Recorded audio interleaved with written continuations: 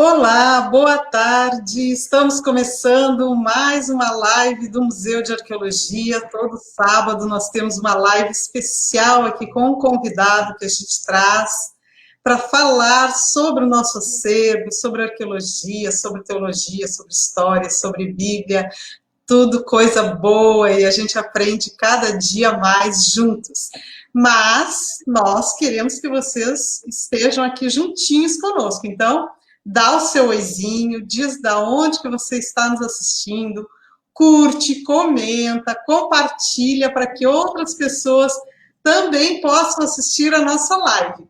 E agora o Museu de Arqueologia também quer convidar vocês a curtirem aí o nosso Instagram, nosso YouTube, está passando aí embaixo para você não esquecer e acompanhar a gente nas nossas redes sociais, nossos conteúdos, que a gente sempre está atualizando, trazendo coisas novas para vocês. Nós já combinamos que esse mês de novembro nós vamos encerrar aí a nossa temporada de lives. Então vamos aproveitar essas duas últimas lives que nós ainda teremos, a de hoje e a do sábado que vem. Depois nós vamos parar um pouquinho, ter um tempo de férias. Vamos continuar colocando conteúdos lá nas nossas redes sociais para vocês acompanharem. E ano que vem a gente volta aí com novos conteúdos para vocês curtirem. Mas, né, antes que a gente já comece a ficar triste aí que as lives estão acabando, nós vamos aproveitar o convidado de hoje, convidado muito especial, historiador, professor, mestre, Helder Ozokawa. Professor Helder, já conhecido nosso, coordenador do curso de História aqui no NASP. Agora ele vai se apresentar, falar um pouquinho mais das pesquisas dele, das suas áreas de estudo, mas também o professor Helder, ele é professor na nossa pós em arqueologia, em História e Arqueologia do Antigo Oriente Médio, do Antigo Oriente Próximo e Mediterrâneo. Estou passando aí embaixo o nome da nossa pós também, para vocês que estão interessados em conhecer mais sobre o assunto, porque a live de hoje, o professor Helder vai trazer muitos dos conteúdos que ele apresenta em sala de aula. Então, a gente vai adiantar aí para vocês uma das aulas da nossa pós, onde a gente tem muito conhecimento aí para os nossos alunos. Boa tarde, professor Helder, muito obrigada por ter aceito o nosso convite. É uma alegria termos você aqui com a gente. Por favor, se apresente, fale um pouquinho sobre a sua relação com a arqueologia e suas pesquisas, sua vida profissional. Legal. Bom sábado a todos, já é final de tarde, né? Vamos aproveitar o sábado para refletir um pouco sobre arqueologia.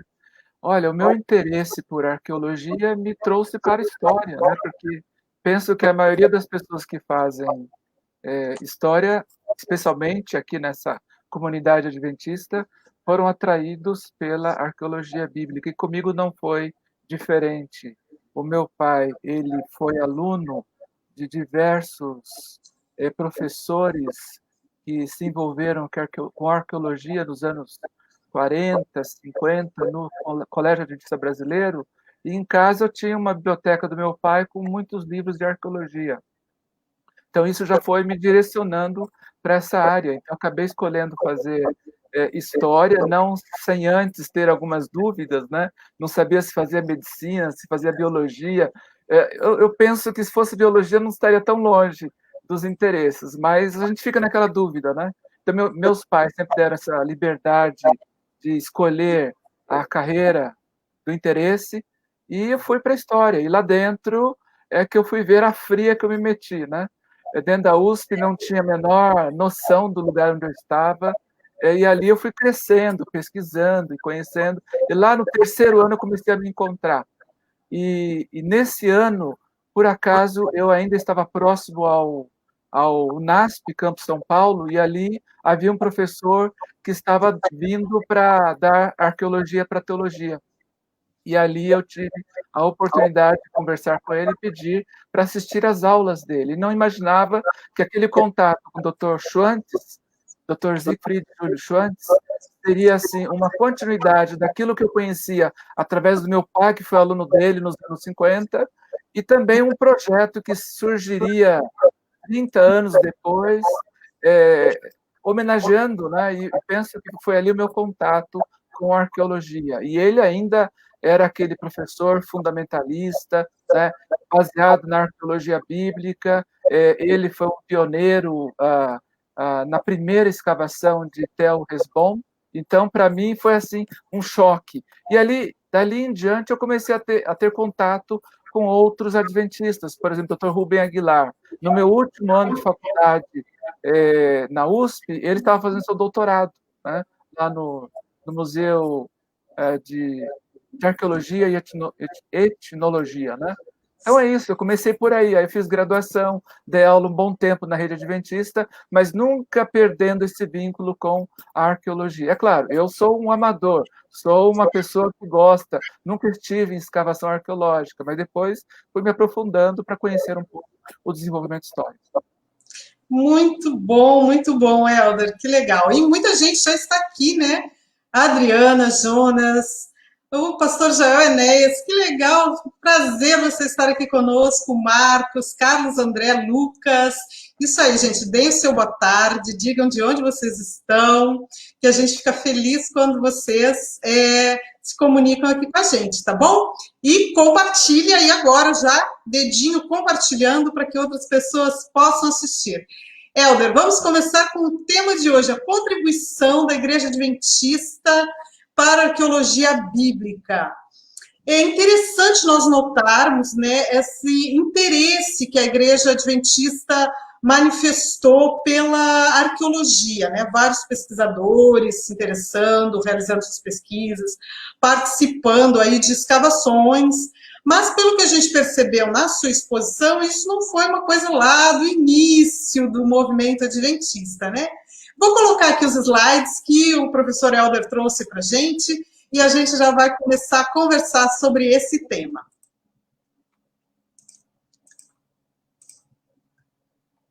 Muito bem. Aqui, por favor, Helder. O que eu teria a colocar aqui para vocês é que uma das pioneiras da Igreja Adventista do Sétimo Dia, ela viveu, né, num período em que a arqueologia estava se desenvolvendo, estava se estruturando no Oriente Próximo. E Ellen White não tem nenhuma citação específica sobre arqueologia, mas pesquisando uma tese de doutorado da Andrews, ali eu encontrei uma referência muito interessante que ela fez na Review and Herald, no dia 25 de fevereiro de 1896, e ela estava na Austrália nesse período, né? E ela dizia o seguinte, que era uma moda no tempo dela, né?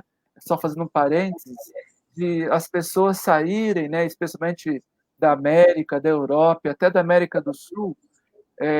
Eu coloquei aí para vocês do lado direito uma nota do Dom Pedro, que foi o nosso imperador ilustrado, né, conforme o senso comum da história do Brasil Império, e ali vocês podem ver, ele levou uma comitiva de quase uma dúzia de pessoas, e cada uma delas tinha um serviçal, né? E ele percorreu ali diversos países no Oriente Médio e esteve 2 vezes ali em Israel, fazendo essas escavações. E a oposição aqui no Brasil criticava, né, o imperador porque ele estava gastando demais, estava se afastando dos negócios do império. Então, nessa linha crítica, Ellen White também segue. Ela diz o seguinte: alguns fazem longas viagens a Jerusalém para ver o lugar onde Cristo viveu e ensinou. Eles ouvem tradições e contos que os homens inventaram, gastam dinheiro com o que não é pão. Despender tempo e trabalho para encontrar os lugares onde Jesus trabalhou em Jerusalém não pode trazer nenhum benefício real para a alma ou o corpo. Guias humanos podem apontar para esse local, ou aquele lugar onde Jesus fez sua morada.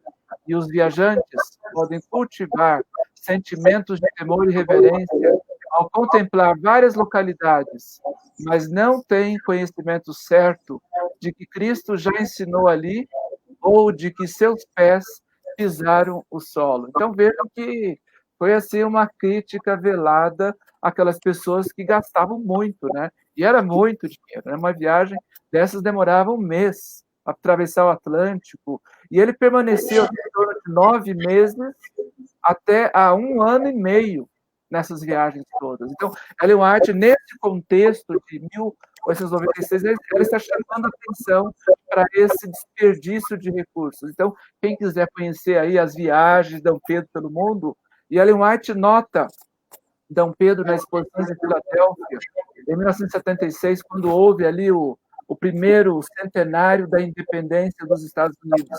A família White estava circulando ali perto. Então, Ellen White tinha um conhecimento bem interessante sobre a política brasileira pelos jornais da América. Dom Pedro era muito famoso nos Estados Unidos e no Oriente Médio. Mas vamos prosseguir. Interessante, então, que a gente percebe que, inicialmente, pelo menos nesse início do movimento adventista, a arqueologia bíblica não era uma realidade. Então, quando que nós vamos começar, então, a ter o movimento adventista um real interesse e estudos mais efetivos sobre a arqueologia? Legal. Esse Dr. Lloyd Willis, ele fez um levantamento muito interessante, um inventário, né, de todos os trabalhos de arqueologia, artigos que ele encontrou nas publicações, nas bibliotecas de colégios adventistas. E ele percebe que esse interesse da arqueologia surge a partir de William Albright. William Albright foi um filho de missionários que nasceu aqui na América do Sul, e ele então começou a estudar antiguidade e desenvolveu por volta de 1915 a tese doutoral, em 16, a sua tese doutoral na Johns Hopkins. Então, os adventistas, eles começam a tomar conhecimento da arqueologia bíblica através dele. E uma curiosidade, aí saltando quase 50 anos, é que vários adventistas estudaram na Johns Hopkins, inclusive o Dr. Schwantes, né? Outra pessoa que teve uma proximidade com ele foi o Dr. Siegfried Horn. E o mais interessante é que a primeira mulher a dar aulas na Faculdade de Teologia da Andrews, a doutora Leona Running, ela foi conselheira da Voz da Profecia nos primeiros tempos. E ela ajudava muito nas pesquisas que o pastor Richard fazia para elaborar aqueles programas de 15 minutos, mais tarde, meia hora da Voz da Profecia. Então, o pastor Roberto Rabelo, que foi um companheiro dessa professora que dava aula de antiguidade na Faculdade de Teologia da Andrews, foi a primeira professora, ela teve a sua tese doutoral orientada pelo doutor Albrecht, que era filho de pastores. E o mais curioso é que a gente pode dizer que um dos maiores divulgadores da arqueologia no Brasil foi o próprio pastor Roberto Rabelo. Em várias palestras que ele fazia, ele sempre colocava ali aspectos do contexto do Oriente Médio a respeito do que ele estava falando da Bíblia. E uma vez viajando numa excursão para São Paulo, levando um grupo de alunos de história para uma exposição arqueológica, eu vi uma revelação muito interessante do Dr. Rodrigo Silva. E eu não havia falado isso para ele. Mas ele falou, olha, Helder, o meu estilo de programa, Evidências, segue um pouco a linha do programa da Voz da Profecia. Porque sempre tem aquele embasamento histórico, arqueológico, né, para depois fazer uma série de reflexões sobre a Bíblia. Aí eu pensei, puxa vida, olha só, a tradição arqueológica lá em 1943, 47, quando a Voz da Profecia se expandiu pelo Brasil. Muito legal, percebemos aí, então, esse interesse que começa a surgir aí já no finalzinho do século XX, e aqui você traz aí uma citação, né, do Albright, onde ele fala sobre essa questão da fé ligada com a arqueologia bíblica, porque ele vai ser considerado o pai da arqueologia bíblica, isso, Helder? É isso mesmo. É aquela coisa assertiva, né? Aquele pensamento de credibilidade. O leitor pode ter certeza, ele escrevia isso em 1956, quando a arqueologia estava no auge, né? O leitor pode ter certeza de que nada foi encontrado para perturbar uma fé razoável e nada foi descoberto que pode refutar uma única doutrina teológica. Vejam a certeza, né, da época. Nós já não nos preocupamos com tentativas de harmonizar a religião e a ciência, ou provar a Bíblia. A Bíblia pode se sustentar por si mesma. Contudo, não há a menor dúvida de que a arqueologia tem confirmado substancialmente a historicidade fundamental da tradição do Antigo Testamento. Interessante, o Dr. Albrecht foi aquele pesquisador que em 1947, 49, envolvido ali com o clima da descoberta dos rolos do manuscrito do Mar Morto, foi ele que foi consultado, né, por pessoas que estavam interessadas em comprar, inclusive o Estado de Israel, que estava surgindo, né, nesse momento e precisava de uma justificativa histórica antiga sobre o território. Ele vai ser consultado e ele que vai dizer: esse manuscrito aí não é fake, não, isso é real. Então foi o Albright. Muito, muito interessante, né? E perceber aqui que a partir dele, né, e ali naquele momento também começam a surgir outros pesquisadores, e aqui você traz aí agora uma série de pesquisadores e também de descobertas que foram feitas, principalmente agora essa questão, né, que passa a ser uma frase recorrente, né, que a Igreja Adventista começa a utilizar, que é essa expressão que está lá no livro de Lucas, que as pedras clamarão. E isso começa a ser associado, então, à arqueologia. Eu me interessei em pesquisar essa expressão, porque desde garoto eu ouvia muito essa frase, né? Sobre a entrada triunfal de Jesus em Jerusalém, né? E Jesus passou o seu ministério longe de Jerusalém, né? Com as pessoas simples, pescadores, lavradores, gente que cobrava impostos, e no final do seu ministério ele se aproxima, então, de Jerusalém, que para mim, hoje, tem um sentido de academia, né? Um lugar onde a elite judaica, né? A elite religiosa havia se estabelecido por um bom tempo, depois que houve a separação, né, do reino do norte e o reino do sul. Então, quando Jesus se aproxima, né, é interessante que ele começa a chegar perto da incredulidade dos fariseus, né? Então ali ele coloca, né, a frase de Jesus sobre as pedras eu encontrei apenas em um dos livros, né, do Novo Testamento, mas a entrada triunfal ela está relatada nos 4 evangelhos.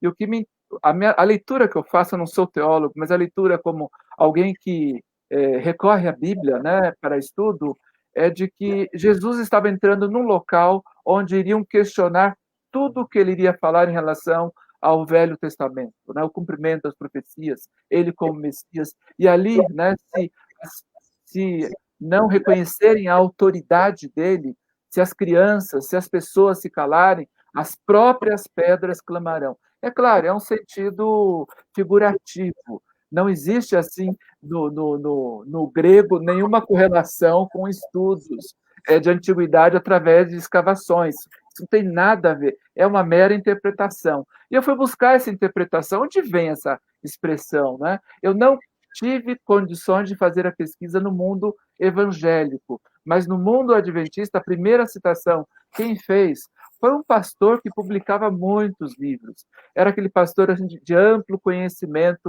da teologia prática.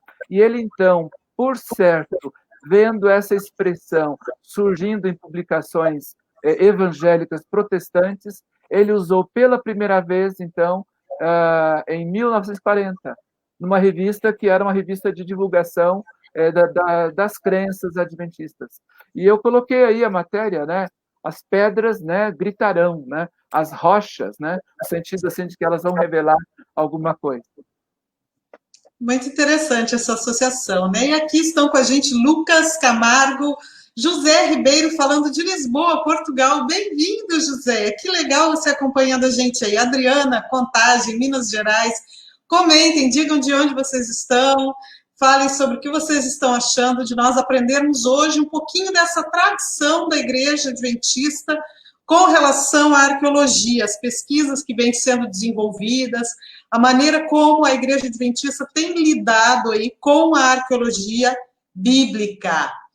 E aqui a gente vai ver que você traz aí outros pesquisadores que começam também a se interessar por esse tema e estudar a cultura material, com o objetivo, a cultura material dessa região do Oriente Próximo, com o objetivo de ampliar o nosso conhecimento a respeito da Bíblia. Exato. Vocês podem perceber que existe uma outra frase muito curiosa que também fala sobre pedra, né, sobre a destruição de Jerusalém, né? Jesus disse, né? Não vedes tudo isso? Em verdade vos digo que não ficará aqui pedra sobre pedra que não seja derribada. Mateus 24:2. E Jesus respondendo, outra citação em Lucas, né? Disse-lhe: vês estes grandes edifícios? Não ficará pedra sobre pedra que não seja derribada. Marcos 13:2. E aí, novamente, quanto a isso que vedes, dias virão em que não se deixará aqui pedra sobre pedra que não seja derribada. Lucas 21:6. E eu já vi várias interpretações sobre esses versos que falam sobre pedra, mas eu era aluno do ensino médio no NASP Hortolândia, conhecido como IASP, e ali esse terceiro aí da esquerda para a direita, que é o pastor Carlos Treza, e também o segundo, que era o pastor Luiz Waldfogel, eles já eram assim, idosos, seus 80 anos, 85 anos, e eles faziam capelas, né? E aí eles explicavam esses termos bem tradicionais e conservadores da arqueologia. E eu me lembro de um deles citando uma antiga tradição da arqueologia bíblica, de que o templo era todo recoberto de ouro, né? E quando foi incendiado, aquele ouro derreteu, né? E ele ficou incrustado entre as pedras. Então, os romanos eles derrubaram as pedras para poder retirar o ouro, então não ficou pedra sobre pedra que não fosse derribada. E aí eu comecei a ver outros arqueólogos e nos diferentes livros que eles escreveram, inclusive um documentário do Dr. Rodrigo, interessante que essa interpretação não é tão forte hoje, né? Mas você vê ali em Jerusalém essas pedras enormes derrubadas, inclusive uma ponte do tempo de Herodes que fazia a interligação de uma ala do templo com uma área externa, e ali havia uma grande estrutura, e hoje você só vê pedras derribadas. Então, a gente não sabe exatamente a razão de como isso aconteceu, mas a gente sabe que essa profecia se cumpriu. Muito interessante. E aí a gente tem aqui outros pesquisadores, né, outros que vieram posteriormente, que trabalharam e publicaram conteúdos, materiais sobre a arqueologia bíblica. Esse caso aí que eu acabei de mencionar. O Dr. Rodrigo ele faz uma apresentação sobre a destruição do templo, e vocês vão ver como a arqueologia contemporânea ela dá um vislumbre melhor sobre essa profecia. Então, vejam que a arqueologia ela vai avançando. E esses dois pesquisadores, inclusive, acho que um deles é pastor, eles estão nessa tentativa de explicar esses versos todos. Então, a Bíblia, ela com a arqueologia, ela acaba sendo melhor interpretada, né, no seu contexto, para a gente entender a mensagem que ela tem a nos oferecer nos dias de hoje. Então, nós temos aí alguns dos livros tradicionais que trouxeram pesquisas de arqueologia do Oriente Próximo desde os anos 20, 30, 40. O pastor Luiz Waldfogel, que faleceu nos anos 90, foi tradutor junto com sua esposa Isolina de quase 20 livros de Ellen White. Ele escreveu um livro muito interessante, que foi esse Vencedor em Todas as Batalhas, se referindo à Bíblia, né? A Bíblia é esse vencedor das batalhas do racionalismo do século XVIII, né? De várias correntes filosóficas que foram extremamente contrárias à Bíblia. E tem uma seleção aí de outros evangélicos, como esse Randall Price, que é bem interessante, está bem presente hoje nas publicações nas igrejas protestantes do Brasil. Então, a gente pode perceber assim que tanto a teologia quanto a arqueologia são ciências que vêm se desenvolvendo, vem ampliando a sua capacidade aí de melhor interpretarmos o texto bíblico. E o interessante é justamente nessa associação entre essas duas ciências, a arqueologia e a teologia, e também a história, que tem um papel fundamental aí, nós vamos cada vez mais compreendendo melhor o contexto em que a Bíblia foi escrito e entendendo melhor o que os profetas, mesmo Jesus, queria falar em muitas expressões que para a gente às vezes parecem ainda muito confusas. Esse autor, esse escritor, Chesterton, ele morreu em 1936, ele tem um livro que hoje virou febre, né? Leitura nos meios evangélicos. E ele faz uma apresentação desse texto, né? Se eles se calarem, as pedras clamarão, não em relação à arqueologia, mas em relação à arquitetura gótica. Então, olha que coisa curiosa, né? Então, existem múltiplas interpretações sobre esse verso. E penso que uma catedral gótica tem muito a revelar sobre um espaço chamativo para a adoração, né? Então, isso é possível, mas são interpretações a respeito deste verso e que ainda hoje são recorrentes na literatura cristã.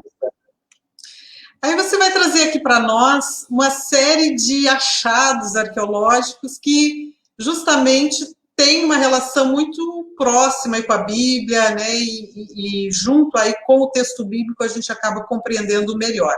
Você traz aqui, por exemplo, essa estela que foi encontrada em Tebas, no Egito. Uhum. Então, é a primeira referência a Israel, né? Então, eu só queria... Cada uma dessas imagens, desses slides, é uma live aqui no Museu da Arqueologia Bíblica. Então, eu só quis mostrar o seguinte, como essas pedras, essas rochas, na expressão geográfica, mineralógica, elas revelam coisas da Bíblia, elas revelam nomes da Bíblia, revelam o nome de Israel lá no Egito. A gente não tem nenhuma evidência muito forte sobre o Êxodo, mas nós temos pedras que escrevem esses nomes em hieróglifos e estão ali expostos nesses templos ali à beira do Rio Nilo, né? Então eu não vou tratar de cada um deles, só vou dar agora uma série de exemplos, né, de como as rochas clamam, as pedras estão revelando, né, nesse contexto da arqueologia, não da arquitetura gótica, não numa outra interpretação. Muito legal. A gente percebeu quanto esses achados, né, e outros que porventura ainda virão a ser descobertos, acabam trazendo luz aí ao texto bíblico, né? Como é o caso da estela, essa de Merentá, que faz essa referência então a Israel. Aqui você traz, né, publicações, é isso, Helder, que já foram feitas a respeito dessa estela? A transliteração, né? Aquilo que foi traduzido, né, com o esforço daqueles linguistas da França, da Inglaterra, do final do século XVIII para o século XIX, e a possibilidade de ler, né, essa escrita egípcia para o inglês, o alemão e outros idiomas. Então, aí vocês estão vendo um lugar onde existe a menção dessas expressões ligadas a Israel, aos reinos de Judá. Muito interessante. Aqui já nós vemos aqui algumas escavações. Sim, aí vocês vão ver Tel Dan, onde foi encontrada o nome que se refere à casa de Davi. Então, eu quis mostrar como as pedras estão revelando. Só a pesquisa, o desenvolvimento e a trajetória da escavação desse sítio arqueológico é uma live. É bem interessante. Como não vai dar tempo, eu só quis exemplificar com uma sucessão de achados. Esse foi feito agora, esse aconteceu em 1993, tá, em Israel. Então, escavações recentes, descobertas recentes aqui, pedra moabita também, né? Essa é muito interessante, porque a gente pode perceber uma relação entre o texto bíblico e o texto que está escrito nessa pedra. Exato, essa pedra já é do século XIX, e quando as pessoas viram essa pedra, eles acreditando que pudesse ter alguns falam tesouro escondido ou uma maldição, eles esquentaram a pedra e jogaram água fria, e ela se fragmentou, né? Então, vejam, juntando novamente, você consegue ler um texto muito interessante. É aquilo que eu digo. Por que é forte essa expressão, as pedras clamarão? Porque você vê esses achados inscritos, né, em diorito, em outras rochas, que eram suficientemente maleáveis para poderem receber uma inscrição. Muito bem, né? E aí a gente vê o quanto, ao relacionar o texto bíblico com esses achados, a gente percebe que complementam, que confirmam, que trazem mais informações às vezes, né? Como é o caso aqui dessa pedra no templo de Karnak. Essa aqui é uma pedra egípcia também. Também, ali bem perto do Nilo. E ela se refere a um texto de 1 Reis e Crônicas, onde fala sobre o Egito conquistando a terra de Israel, a Palestina, né? Hoje, como conhecemos. Então, a gente vê, por exemplo, aí uma pedra triunfal achada em Tel Megido, né? que se refere a esse rei Sisaque, em português, e Shonan, uma coisa assim. Tá? Uhum. Que é mencionado na Bíblia, né? Lá no livro de Reis, a gente encontra esse rei e as suas relações ali, né, com Israel.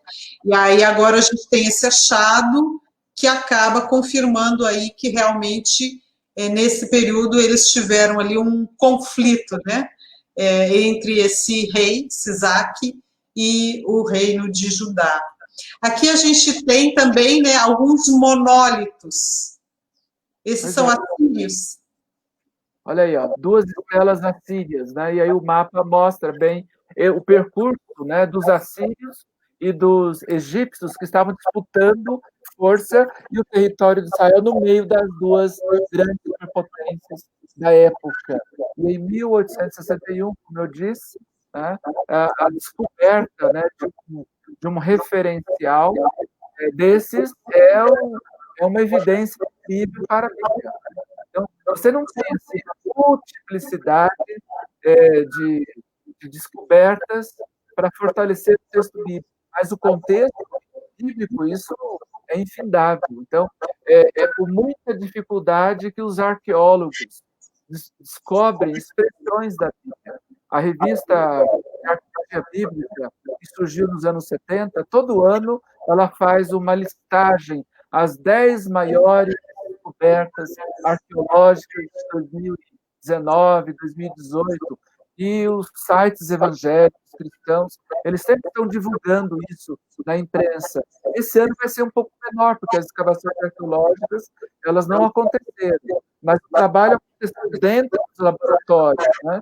Então, você vai encontrar aí muita coisa achada em inspeção arqueológica 20, 30 anos atrás, ou até 5 anos atrás, mas que neste ano, em função das pesquisas e da junção dessas peças, desses cacos, vai ser interessante a descoberta que, por exemplo, no início do ano, acharam ali num pedaço do manuscrito do Mar Morto de uma universidade fora de Israel, uma expressão relacionada ao sábado. Esse ano, 2020. E aparentemente é invisível, mas depois que utilizaram a tecnologia para perceber a tintura antiga que estava ali, foi lido esse texto. Né? Então, esse ano não é um ano de descoberta arqueológica, mas descoberta em peças que foram recolhidas em sítios arqueológicos. Isso também a gente percebe, Helder, que está acontecendo, principalmente nos Estados Unidos, um aumento significativo de museus de arqueologia bíblica, de coleções que vão sendo organizadas e pesquisas que vão sendo desenvolvidas. E aí a perspectiva que nós temos é de que cada vez mais outras descobertas vão sendo feitas e com isso o conhecimento sobre a Bíblia vai se ampliando. Você cita aqui também o caso desse obelisco negro, que fala aí de Salmaneser III. É isso aí. E é uma descoberta também do século XIX. Então, por que no século XIX a arqueologia vai dar o começo, o start, né? Porque você começa a encontrar nessas rochas expressões que você encontra no Antigo Testamento, né? E é interessante ver que até hoje no Iraque, eu estava vendo agora o ano passado, o Estado Islâmico explodiu, né, um monumento que os muçulmanos acreditavam ser o túmulo de Jonas, e quando eles explodiram, né, claro, não havia imprensa para fazer a cobertura do evento, só o satélite americano cobrindo o que estava acontecendo. E os arqueólogos iraquianos fugiram, né, não podiam ficar por ali, ali perto do Iraque, ali da capital do Iraque, né? E uma coisa interessante, depois que os americanos e mais a população iraquiana conseguiu expulsar o Estado Islâmico da região, aí que eles foram entender e descobrir que ali, naquela área onde viviam esses reis, como Salmaneser, Nabucodonosor, né, reis da Babilônia, reis do Império Assírio, aí que eles foram descobrir túneis que já existiam no tempo desses reis. E aí eles descobriram que o Estado Islâmico fez uma descoberta arqueológica nesses locais e eles roubaram esse tesouro arqueológico e venderam no mercado negro, né? E aí, quando finalmente eles foram libertados, a população foi libertada do Estado Islâmico, os arqueólogos voltaram e aí começaram a desmontar as minas que foram colocadas nesses túneis para dificultar o acesso. E aí que os arqueólogos perceberam que num lugar que nunca poderia haver escavação arqueológica, que era o túmulo de Jonas, por uma explosão terrorista, acabaram encontrando um tesouro real fantástico, fabuloso. É claro que em valor de ouro e prata, tudo já havia sido negociado no câmbio negro e provavelmente já esteja derretido. Isso aconteceu há 4, 5 anos atrás. Então, essas descobertas de palácios, de reis que são mencionados no Antigo Testamento, elas ainda acontecem no século XXI. Muito legal. Aqui o Hilário está dizendo, boa tarde, professores, sou aluno do curso de pós em arqueologia. Boa tarde, Hilário, nós lembramos muito de você nas aulas, com certeza, que gostoso que você está aqui nos acompanhando. A Maria de Fátima também diz que está aprendendo muito com essa aula maravilhosa. Que bom que vocês estão nos acompanhando. Prisma de Senaqueribe. Interessante esses achados de inscrições, né, Helder? Porque as inscrições, elas acabam trazendo, né, depois de passar por todo um processo de tradução, é um documento escrito aí que traz esses conteúdos que acabam depois sendo relacionados também com o texto bíblico. Está falando aí do tempo de Ezequias, né? O prisma de Senaqueribe, aquele rei, né, que ameaçou, né, Israel, está bem descrita essa ameaça no Antigo Testamento. Ele passou ali também por Laquis, que é um importante centro, né, arqueológico, hoje fechado, mas até recentemente com muita movimentação de equipes colaborando com Israel, inclusive arqueólogos adventistas participando. Dr. Hazel foi um deles, e ali um arqueólogo de Israel descobriu uma série de evidências sobre a presença de Senaqueribe ali naquela região. Ele não conseguiu conquistar Jerusalém, mas o mais interessante é que ele deixou evidências nesse tel, que é um monturo que chama atenção ali em Israel. E interessante que esse arqueólogo ele esteve aqui no NASP fazendo a abertura da primeira semana de arqueologia e trazendo em primeira mão aqui no NASP essas descobertas em torno de Laquis. Muito legal, muito interessante. Aqui a gente já tem, começa agora uma série de outros pesquisadores também. É interessante a gente perceber que esse é um interesse que vários tem surgido cada vez mais outros pesquisadores nesse campo, o que aumenta aí as descobertas, as pesquisas e a possibilidade desses materiais serem divulgados. Inclusive, alguns dos livros que você mostra aqui já sendo traduzidos e a gente tendo acesso a esses conteúdos. Qual a contribuição aqui do Price? O Price escreveu um livro que leva o título As Pedras Gritarão, Clamarão, né? Naquela linha que eu falei para você sobre o que os adventistas já se referiam, né? A associação daquela expressão da entrada triunfal de Cristo em Jerusalém com a arqueologia. Então, ele hoje tem um dicionário traduzido, que é o Dicionário Arqueologia Bíblica, que qualquer um hoje que goste de arqueologia possui, mas um dos livros que ele escreveu é exatamente essa busca da divulgação disso que nós acabamos de ver, essa relação aí. São muitas, eu peguei aquelas que são assim contundentes, né? Naqueles 2 primeiros congressos de Israel, tivemos aqui nos últimos 4 anos, o diretor do grupo, ele fez uma palestra e falou, olha, para os judeus, quais são as 10 maiores evidências arqueológicas que... Aí ele colocava a palavra na evidência, comprovam, né? Porque tinham ali expressões da Bíblia, né? Expressões do Antigo Testamento, e eu tirei essa relação, né, dessa palestra que ele deu para a gente.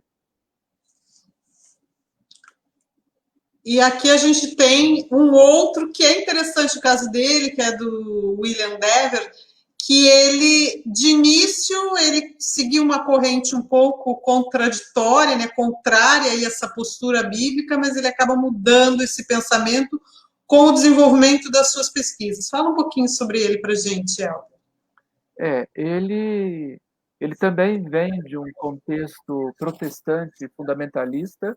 Ele foi criado numa família de missionários evangélicos e ele foi para a arqueologia com esse espírito.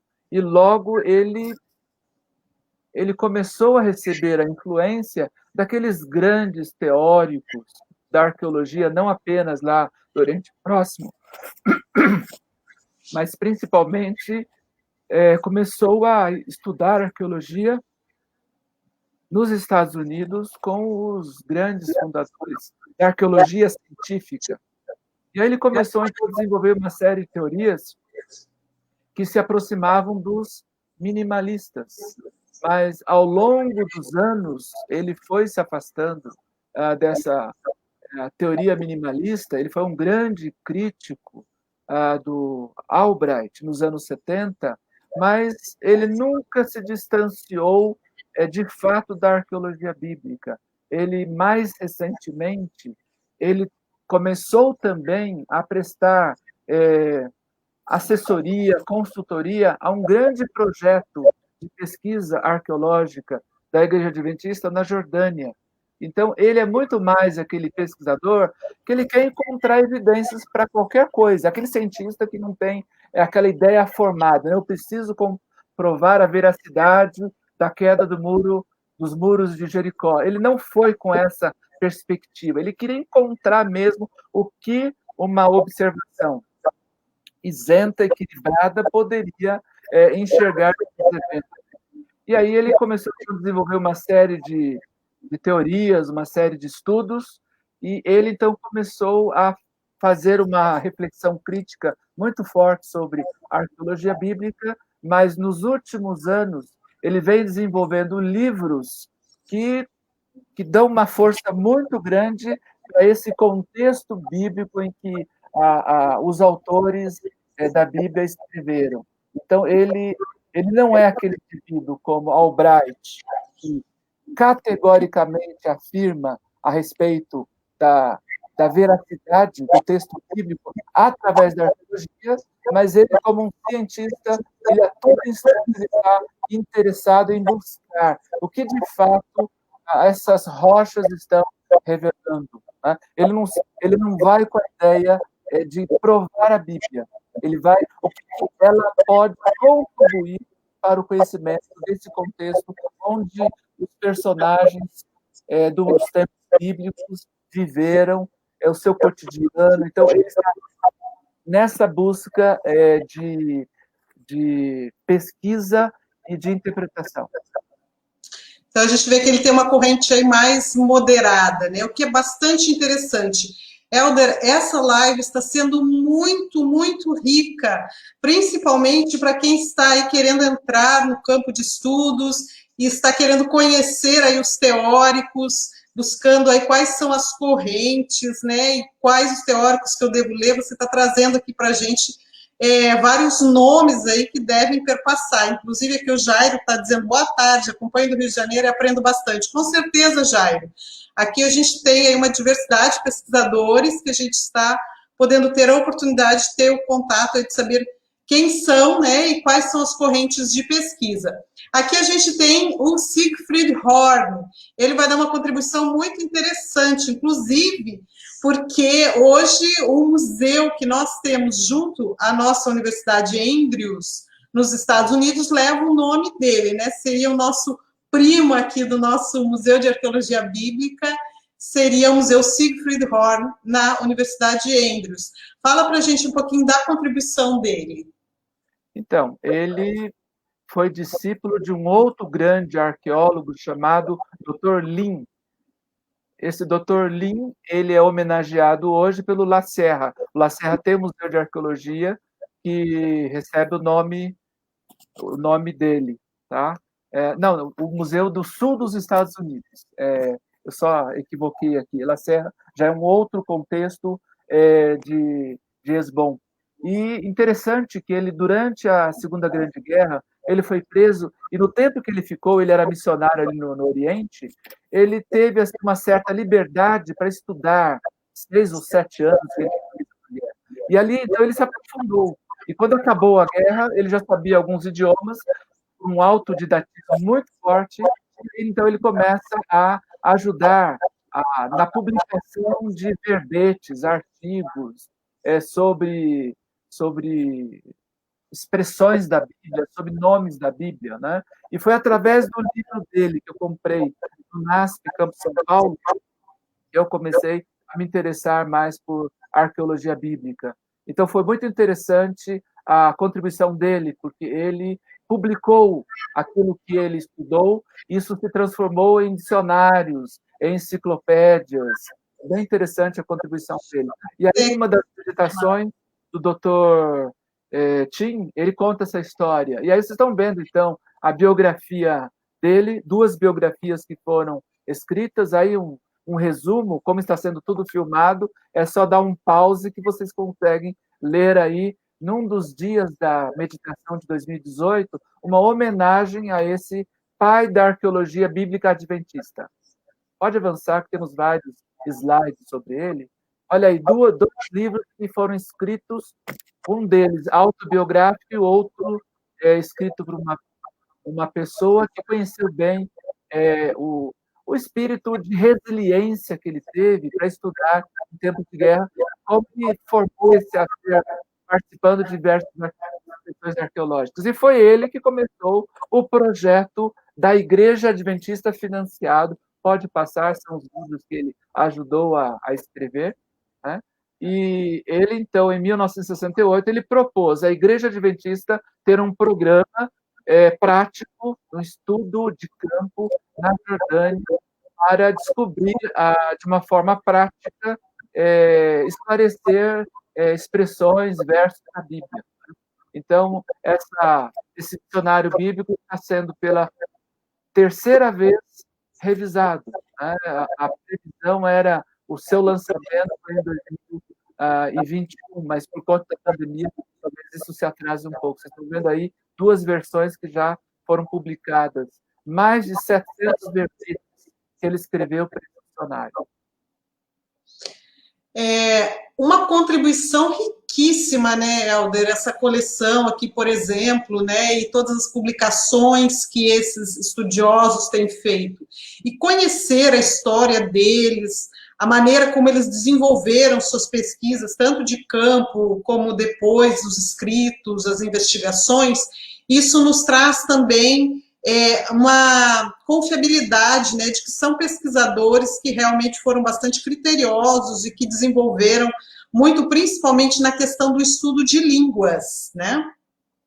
Quando você se liga ao programa de doutorado, né, e de estudos de história e teologia na Andrews, ali você tem uns preceitos que foram desenvolvidos por ele. Quando você participa dessas escavações arqueológicas, um deles, um dos princípios, seja franco com as descobertas.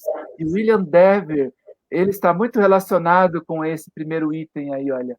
Não minimize os problemas ou amplie as interpretações de dados para explicar as coisas. Ele fez um pouco disso no começo. E no final, ele começou a dizer: não, eu tenho que me segurar, eu tenho que me policiar.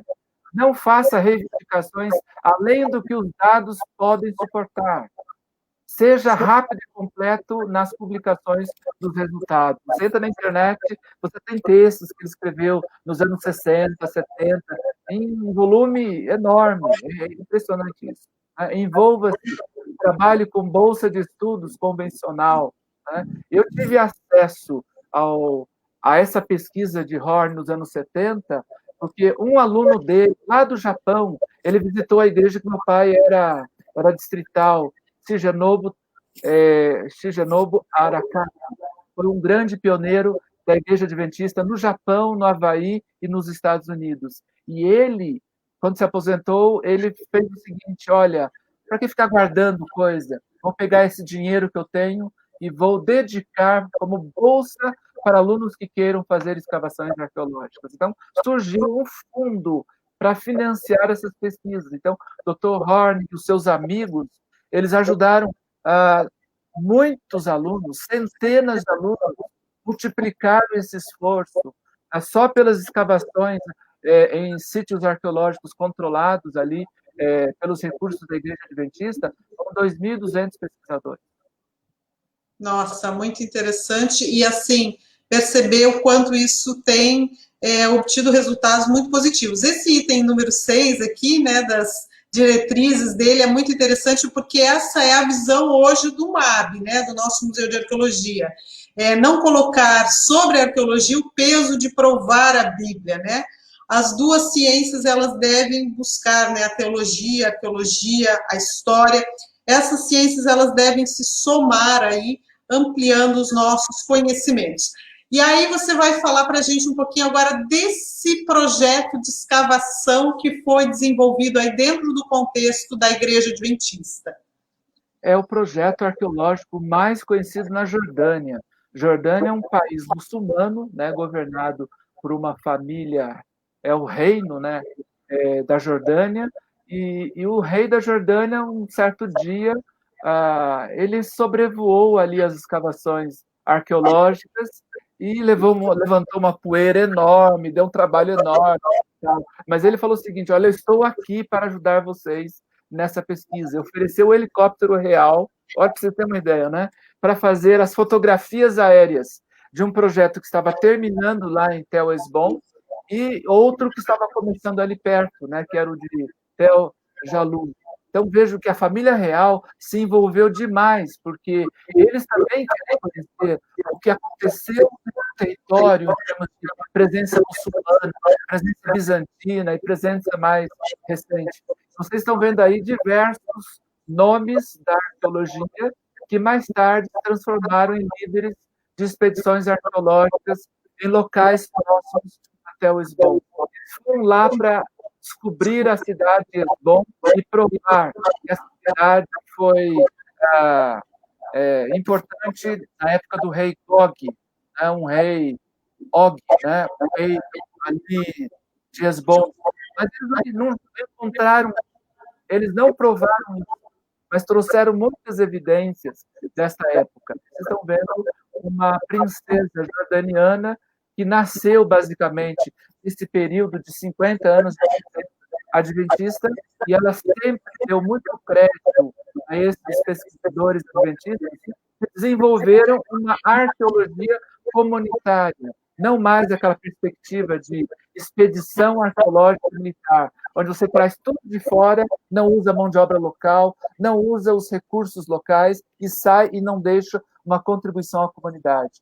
A Igreja Adventista desenvolveu, através da Andrews, uma arqueologia que incluiu a população local de forma respeitosa, e isso trouxe uma valorização daquele projeto para o país e para a comunidade de Macaba, que é uma grande cidade ucraniana central. Isso é muito interessante também, né? Porque vai ao encontro do que hoje nós entendemos, né? Como importante ao lidar com a questão do patrimônio e da cultura de outros lugares. Também, quando nós lidamos, né, com a arqueologia, com as escavações, devemos ter esse respeito, né? Olha aí, 3 livros que foram lançados em 2014, 1989, 2007, resultado dessas pesquisas em 3 sítios arqueológicos. Então, uma grande contribuição para o conhecimento da história da Jordânia. Daí esse reconhecimento da família real pelas pesquisas arqueológicas. E aquela princesa que a gente acabou de ver, ela é especialista na área de humanidades. Então, ela tem um interesse muito grande em ver isso preservado. Vários museus foram estabelecidos nas imediações, resultado da coleção desses artefatos que encontramos. Isso é muito importante, né? Que a arqueologia ela traga esses resultados aí para que a gente possa ter acesso a esse conhecimento. E nós tivemos brasileiros participando desse projeto? Pois é, temos aí vários. Tem uma relação aí, não vai dar tempo de mencionar todos, mas a professora Christie é uma que participou desse projeto, junto com o seu esposo. Temos aí uma brasileira que está chegando ano que vem, a Karina também, a Paula Reis, e outros estiveram aí. O próprio Tiago Arraes contribuiu, diversos ex-alunos do NASP. Então, essas temporadas, elas acontecem. Já realizaram 56 expedições. Expedições não, a expressão do século, deixa eu mudar, é uma visão muito militar, desses projetos arqueológicos na região de Madaba. Nossa, que interessante. A professora Christie esteve aqui, a doutora Christie esteve conosco em uma live, né? Então, vejam que esses conteúdos chegam até nós aí por meio desses pesquisadores e a gente vai conhecendo cada vez mais, né? E as publicações avançaram, né? Sim, sim. É interessante isso, né? Que há uma continuidade também, né? Porque quando há o início de uma pesquisa e acontece uma ruptura, vamos dizer assim, né? Começa e não continua, aí, assim, a gente acaba não tendo os resultados, né? Então, esses projetos de duração continuada, a perspectiva de que o conhecimento vá de fato se estabelecendo é muito maior. Isso é muito importante, né? Você coloca aqui meio século de escavações, né? Então a gente vê vários projetos aí, esse interesse da Igreja Adventista por meio de seus pesquisadores, investimento, pesquisas, publicações, esse conhecimento vem gradativamente se ampliando e os resultados vão sendo colhidos e chegam até nós, né? Isso que é muito importante. Nossa, quanta coisa a gente está aprendendo aqui, principalmente para quem tem o interesse em estudar aí arqueologia.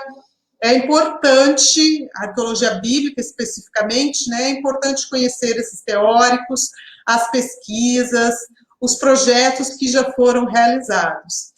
Helder, nosso tempo acabou, Helder. Paramos por aqui, chegamos a 2020. Exatamente, né? Percebendo aí o quanto a gente tem avançado aí nesses últimos anos. Isso é muito... traz para a gente, né, uma satisfação de estar contribuindo nesse campo, né? E especialmente nós aqui no NASP, termos parte desse corpo de pesquisadores como professores nossos, né? Trabalhando nos nossos diferentes cursos, aí, teologia, história, arqueologia. Isso aproxima também o nosso aluno Nós estamos aqui hoje, né, também é uma maneira de estarmos disseminando esse conhecimento para que as pessoas possam, de certa forma, também ter acesso a isso. Eu acho que esse é o papel da academia também, né, não deixar esse conhecimento restrito dentro das suas portas, mas levar isso também para que outras pessoas possam conhecer, né. E eu acho que nesse quesito a Igreja Adventista ela tem se empenhado muito, né, Helder? Existem grandes universidades envolvidas nesse esforço.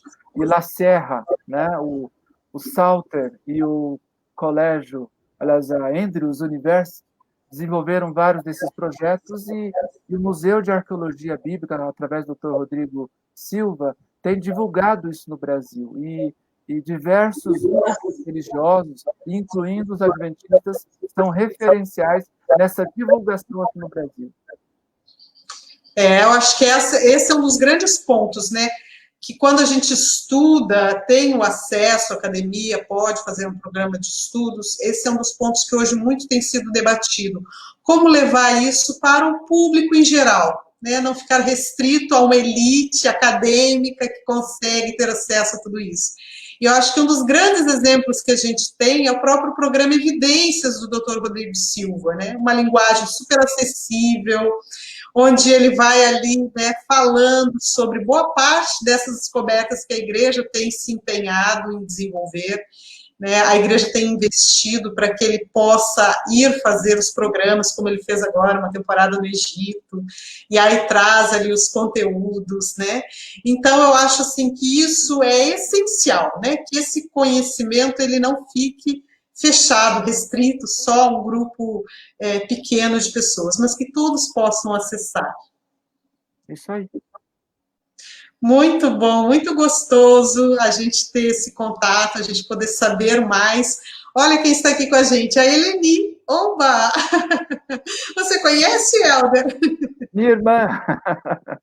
Que legal, né? A família é tudo de bom quando eles estão aqui com a gente também. Professora Giza, que esteve aqui no sábado passado também. Olha, a live da professora Giza teve muitos que assistiram depois. Então, a gente se sente feliz, né, de poder, nesses momentos que a gente tem aqui, é um tempinho curtinho, mas a gente também traz um pouquinho do nosso conhecimento, que a gente tem tido a oportunidade de estudar, de nos aperfeiçoarmos, e de trazermos isso para vocês, tá? Então, nós temos muita, muita satisfação em fazermos isso nesse momento. Helder, por gentileza, suas palavras aí, suas considerações finais. Eu agradeço muitíssimo esse projeto da doutora Janaína de divulgar sábados à tarde esse tema tão fascinante que é o da arqueologia bíblica. Ela continua se reinventando, né? Ela continua sendo relevante para os nossos dias e trazendo para a academia um espaço importante de reflexão sobre o contexto em que a Bíblia se desenvolveu. E aí a fé surge com muita força, né, baseada nessas evidências que, temporada após temporada de escavações arqueológicas, a gente continua vendo que a Bíblia ainda é relevante nos dias atuais. Muito legal, muito bom. E ciência e Bíblia tem tudo a ver, né? Isso que é muito legal. Gente, muito obrigada pela companhia de vocês. Curtam, compartilhem aí, muitas pessoas assistem depois e nós ficamos felizes em poder divulgar. E semana que vem a gente vai ter a nossa última exposição e nossa última live dessa temporada. A gente volta aí com outros conteúdos. E olha, gente, eu não vou contar quem é, tá? Mas vai ser muito bom o nosso fechamento aqui, tá? Então aproveitem, curtam, compartilhem. Semana que vem a gente está juntinhos aqui de novo, tá bom? Super beijo, boa tarde, Deus abençoe todos vocês, tenham uma boa semana.